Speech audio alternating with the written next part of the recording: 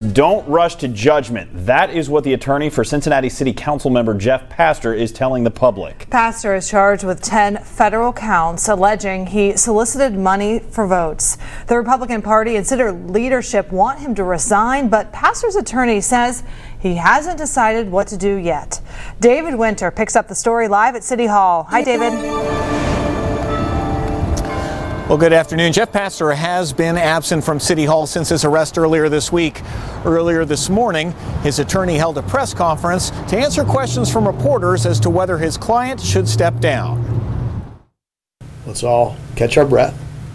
Let's be sober-minded about it. Jeff Pastor's attorney is asking the public to not rush to judgment regarding his client's innocence or guilt. Bribery, extortion, money laundering, wire fraud, and theft of honest services. The U.S. Attorney for Ohio's Southern District held a press conference Tuesday laying out the 10 counts related to Pastor and an associate allegedly soliciting $65,000 for yes votes on development projects.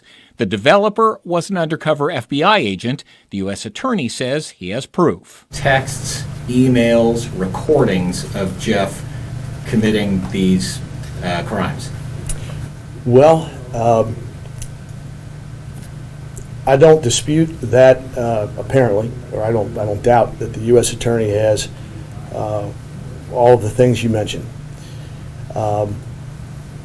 Whether the inference or the conclusion to be drawn therefrom is the commission of a criminal act is an entirely different story. And for that reason, Pastor's attorney says his client is not ready to resign. This is particularly difficult for me. I know Jeff. I know his family. The head of Hamilton County's Republican Party, the mayor, and at least one other city council member has asked for Pastor's resignation, regardless of his presumption of innocence. His attorney today said, hey, he's innocent until proven guilty. What do you say to that? Well, certainly he's innocent until proven guilty. Ben Dusing says his client is just part of a bigger issue of a system where developers are soliciting votes from members of council. There is more to the story here. There's clearly more to the story. Well, Pastor's attorney says that his client does continue to work on behalf of the people regardless of his absence from City Hall. I asked his attorney, what is Jeff Pastor's mindset right now? And he said he's doing as well as to be expected under the circumstances. Those circumstances are facing potentially decades in prison if he is found guilty on those charges. Reporting live from City Hall, David Winter, back to you, Megan.